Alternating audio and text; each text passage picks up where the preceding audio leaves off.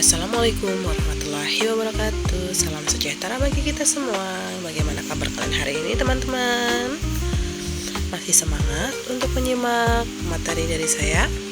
Tentunya masih semangat dong ya. Kembali lagi dengan saya Diah Astri Setaningrum SE, tutor mata pelajaran ekonomi. Hari ini saya akan menyampaikan materi tentang perdagangan internasional. Mari kita simak bersama.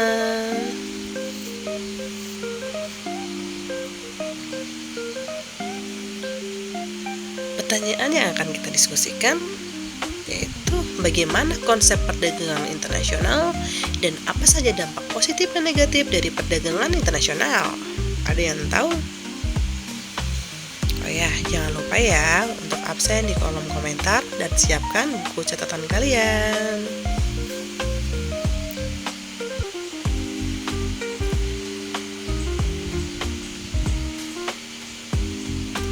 Tujuan pembelajarannya adalah menjelaskan pengertian perdagangan internasional, menganalisis pengaruh perdagangan internasional dalam ekonomi global, dan menjelaskan dampak-dampak adanya perdagangan internasional.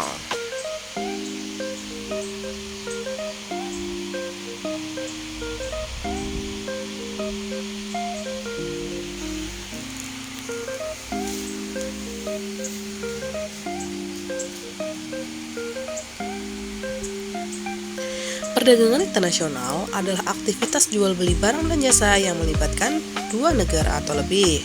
Berbeda dengan perdagangan domestik, perdagangan internasional dipengaruhi oleh berbagai faktor tambahan seperti kurs valuta asing, tarif biaya masuk, peraturan perdagangan, serta perbedaan budaya dan bahasa.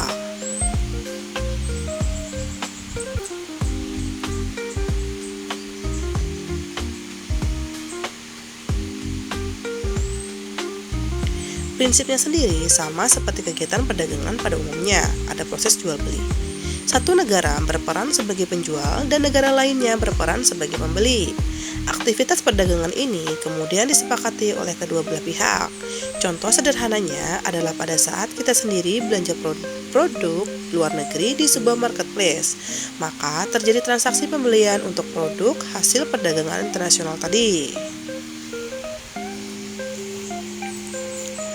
Tujuan perdagangan internasional yang pertama, memenuhi kebutuhan yang tidak bisa diproduksi di dalam negeri. Yang kedua, memperluas pasar dan meningkatkan pendapatan negara. Yang ketiga, meningkatkan efisiensi produksi melalui spesialisasi. Dan yang keempat, memperkuat hubungan diplomatik antar negara.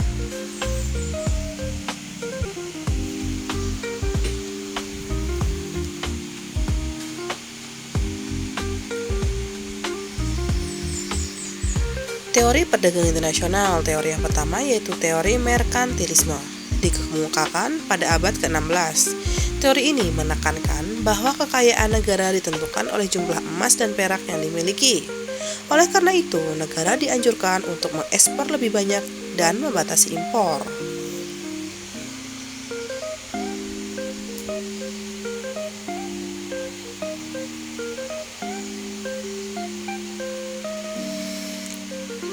Kemudian ada teori keunggulan absolut dari Adam Smith. Adam Smith berpendapat bahwa negara sebaiknya memproduksi barang yang bisa dihasilkan lebih efisien dibanding negara lain, lalu menukarkannya dengan barang yang tidak efisien diproduksi. Dengan begitu, semua negara akan memperoleh keuntungan.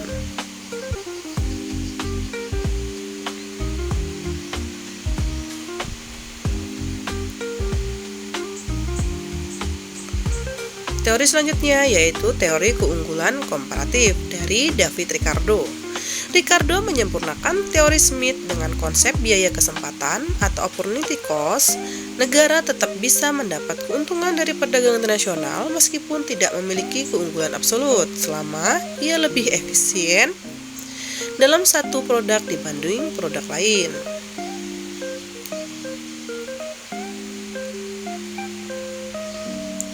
Lalu ada teori Hexer dari Ohlin. Teori ini menekankan bahwa perbedaan ketersediaan faktor produksi berupa tanah, tenaga kerja, dan modal menentukan pola perdagangan antar negara. Negara yang kaya modal cenderung mengekspor barang padat modal, sedangkan negara yang kaya tenaga kerja akan mengekspor barang padat karya.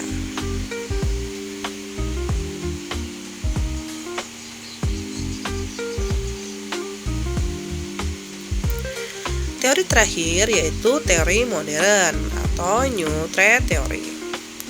Teori kontemporer menambahkan peran skala ekonomi, inovasi teknologi, dan diferensiasi produk sebagai faktor utama perdagangan global pada saat ini.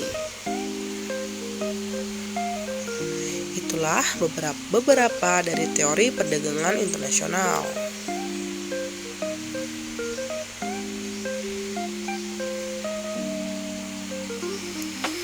Manfaat perdagangan internasional. Yang pertama, ada barang dan jasa lebih luas. Konsumen dapat menikmati produk yang tidak bisa diproduksi di dalam negeri, seperti buah subtropis, teknologi canggih, hingga kendaraan bermotor.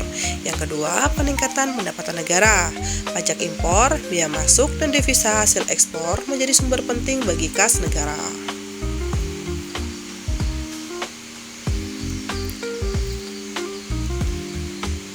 Manfaat yang ketiga, penciptaan lapangan kerja. Industri ekspor menciptakan banyak lapangan kerja baru, mulai dari sektor manufaktur, pertanian, hingga jasa. Yang keempat, alih teknologi dan pengetahuan. Melalui perdagangan, negara berkembang dapat memperoleh akses terhadap teknologi modern dari negara maju. Dan manfaat yang terakhir, yaitu efisiensi produksi. Negara terdorong untuk fokus pada produk yang memiliki keunggulan komparatif sehingga lebih efisien.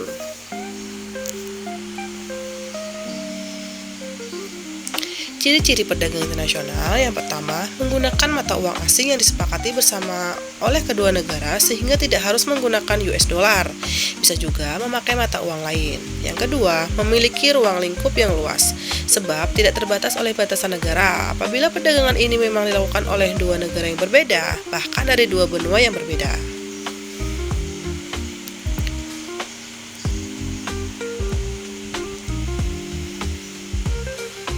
Ciri yang ketiga yaitu produk yang diperdagangkan memiliki standar mutu khusus seperti kepemilikan standar ISO 4000, ISO 9000, dan seterusnya.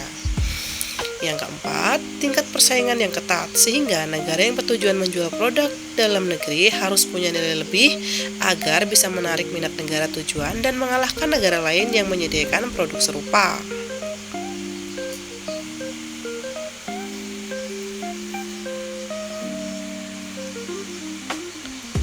Hambatan perdagangan internasional yaitu yang pertama, perbedaan nilai mata uang. Salah satu hambatan dalam perdagangan internasional adalah perbedaan mata uang. Salah satu ciri khas perdagangan internasional adalah menggunakan mata uang yang disepakati bersama. Bisa mata uang internasional, bisa juga mata uang dari salah satu negara yang terlibat dalam perdagangan tersebut.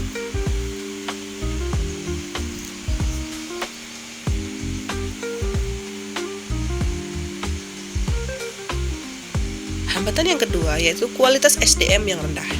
Kekayaan alam yang merupakan komoditi perdagangan antar negara bisa memiliki nilai jual tinggi jika kualitasnya baik. Hanya saja, SDM yang masih rendah membuat komoditi ini memiliki kualitas rendah juga, sehingga harga jualnya di pasar internasional ikut rendah. Pendapatan negara asal kemudian kurang maksimal.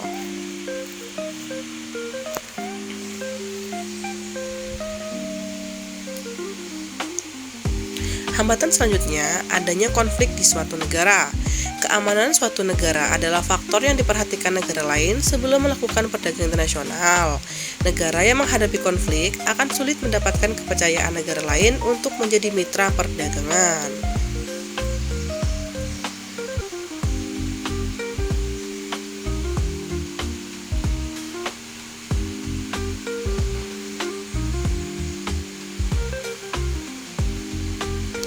Dampak positif dari perdagangan internasional yang pertama, peningkatan devisa. Ekspor hasil bumi seperti kelapa sawit atau batu bara meningkatkan pendapatan negara.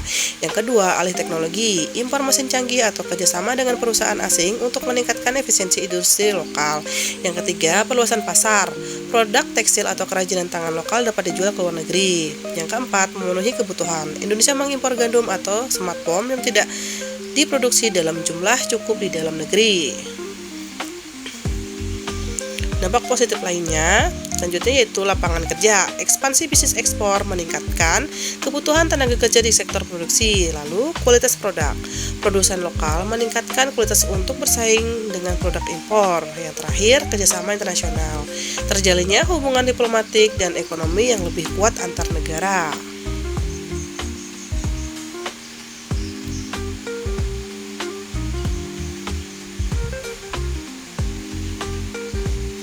Dampak negatif dari perdagangan internasional yaitu yang pertama, ketergantungan terhadap impor.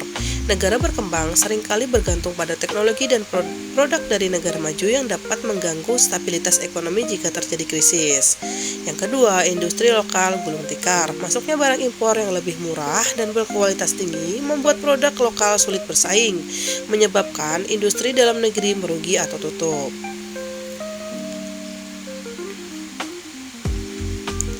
Dampak negatif yang ketiga, perilaku konsumtif. Kemudahan akses terhadap barang-barang impor meningkatkan pola hidup konsumtif dan prestis di masyarakat. Yang keempat, eksploitasi sumber daya alam dan tenaga kerja, upaya memenangkan persaingan memicu eksploitasi berlebihan. Kemudian, ketimpangan ekonomi. Perdagangan seringkali hanya menguntungkan pihak yang memiliki modal besar sehingga memperlebar kesenjangan antara negara maju dan berkembang atau pengusaha besar dan kecil.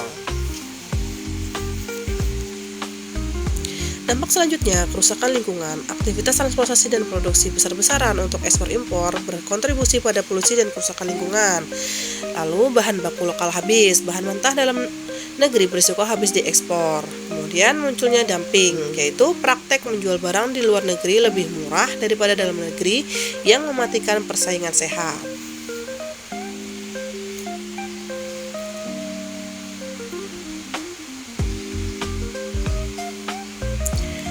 Kesimpulannya, perdagangan internasional merupakan motor penggerak ekonomi global yang membawa banyak manfaat, mulai dari efisiensi produksi, peningkatan devisa, hingga penciptaan lapangan kerja. Namun, tantangan seperti proteksionisme, ketimpangan, dan isu lingkungan tidak bisa diabaikan. Pada akhirnya, perdagangan internasional bukan sekedar transaksi ekonomi, tetapi juga jembatan kerjasama antar bangsa menuju kesejahteraan bersama. Demikian materi yang saya sampaikan. Semoga bermanfaat. Jika masih ada pertanyaan atau masih pelajaran yang belum dipahami, silahkan bertanya ya. Terima kasih. Wassalamualaikum warahmatullahi wabarakatuh.